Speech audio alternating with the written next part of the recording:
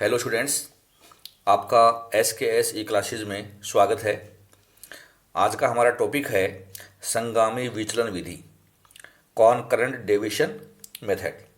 हम BCom part first और CA foundation का जो पेपर पढ़ रहे हैं, बिजनेस स्टेट्स, उसमें मेन टॉपिक हमारा चल रहा है कोरिलेशन। और कोरिलेशन के जो मेथड मैंने आपको बताए थे, उनमें आज का हमारा मेथड संगामी विचलन विधि है, कॉनकरेंट डेविएशन मेथड। कि इस विधि से हम हमारा सहसंबंध गुणांक किस प्रकार से ज्ञात करें, ये हमें आज के लेक्चर में अच्छी तरीके से समझना है।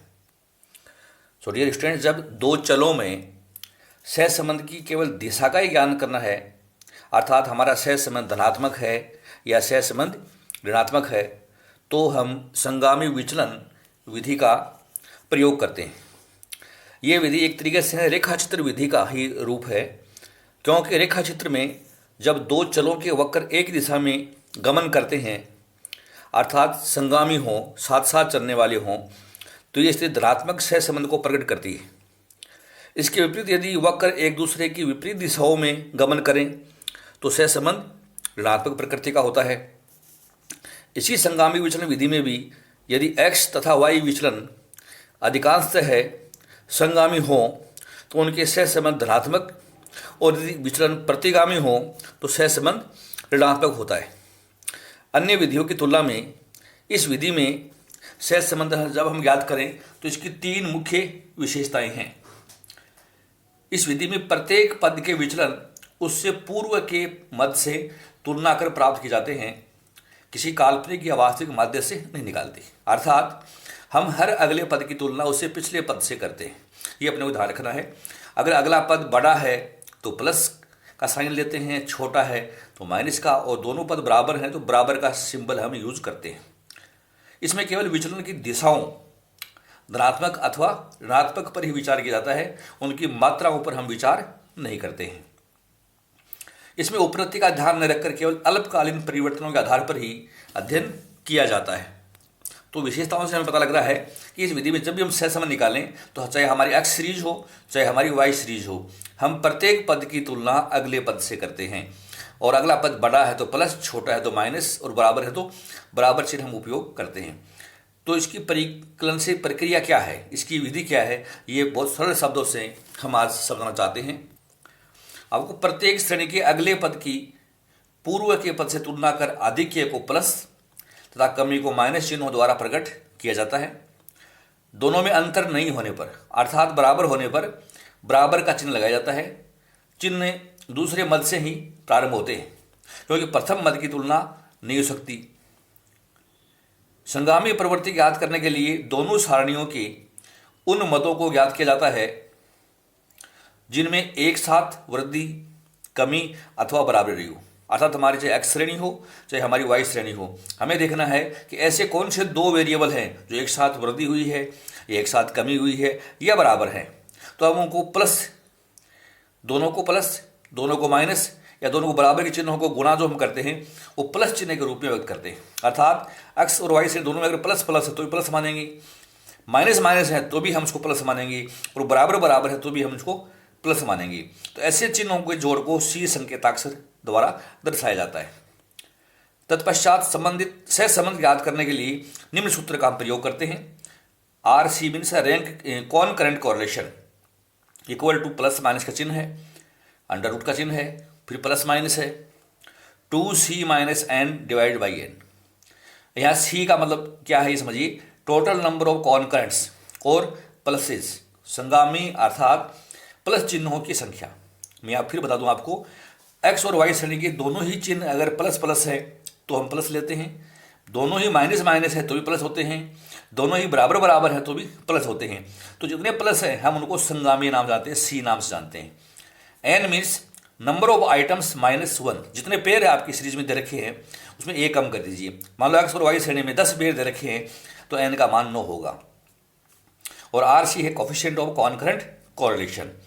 अब हमें एक बात विशेष रूप ध्यान रखनी है कि अगर आपके किसी भी इक्वेशन में 2c माइनस एन यदि प्लस है तो सूत्र में जब हम सॉल्यूशन निकालेंगे तो दोनों ही प्लस प्लस काम मिलेंगे, और 2c माइनस एन यदि माइनस में आ रहा है तो दोनों ही चिन्ह हम वर्गमूल के अंदर और बाहर माइनस के काम में लेंगे। ये आपको विशेष रूप से ध्यान रखना है, इसमें कोई त्रुटि नहीं होनी चाहिए। तो मैंने टिप्पणी के रूप में भी आपको दिखा दिया है।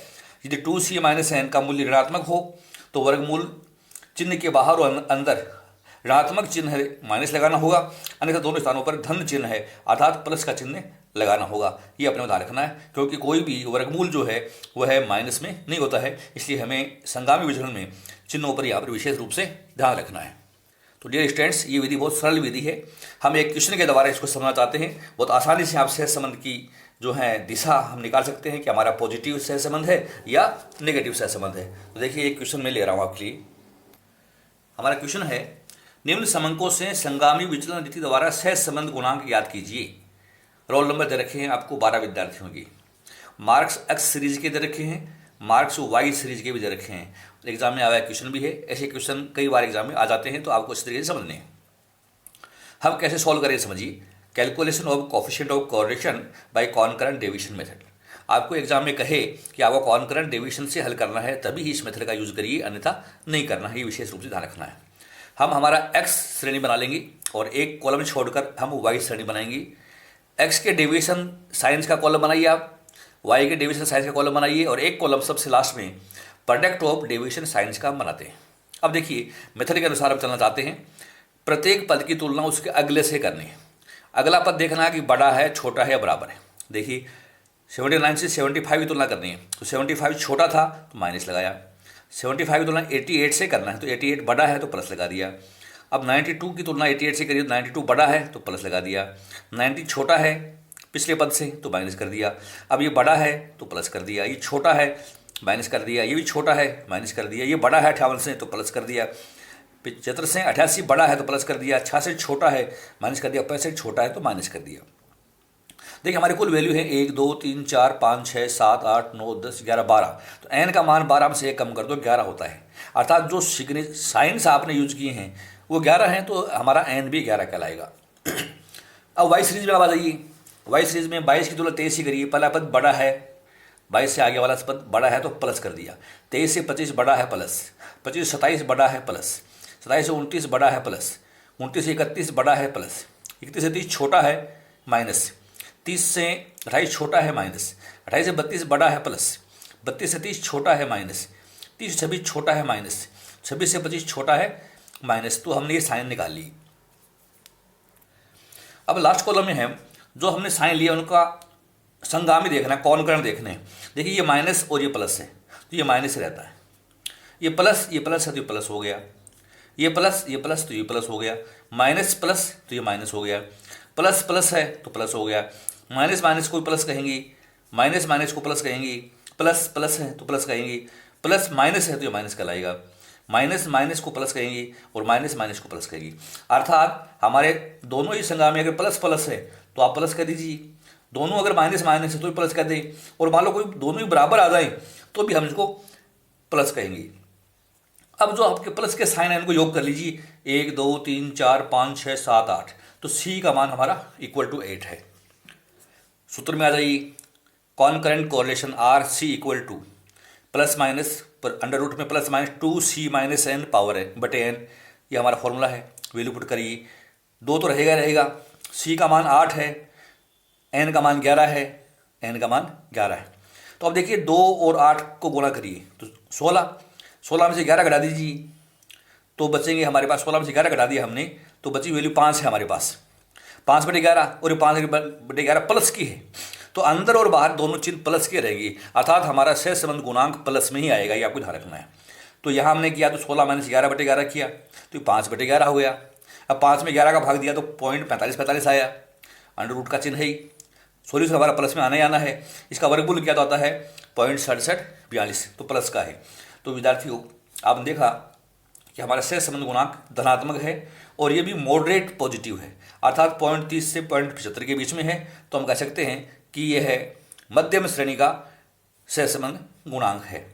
तो हमारा सहज संबंध जो हमने निकाला है, अगर आप कैलिब्रेशन से निकालते हैं या आप रेग विधि से निकालते हैं, किसी से निकालें तो पॉजिटिव आएगा, ये अपने को विशेष रूप से ध्यान रखना है। और इस सहज संबंध में हमारी मात्रा हमें स्पष्ट पता लग रही है कि 0.67 है और पॉजिटिव कोरिलेशन है। तो बहुत सरल विधि से आपने देखा कि हम संगामी विचलन से सहसंबंध गुणांक निकाल सकते हैं। आप अपनी बुक से इस प्रकार के बहुत सारे क्वेश्चन दे रखे हैं जिनको सॉल्व कीजिए। कॉनकरेंट मेथड से सहसंबंध कैसे निकालें, काल पियर्सन से सहसंबंध कैसे निकालें, रैंक से सहसंबंध कैसे निकालें। एक टॉपिक और बच गया है इस सहसंबंध में, वो मैं आपको कल के लेक्चर में बताऊंगा कि हमारा सहसंबंध गुणांक जो है, जो हमने ज्ञात किया है, वह सार्थक है या निरर्थक है।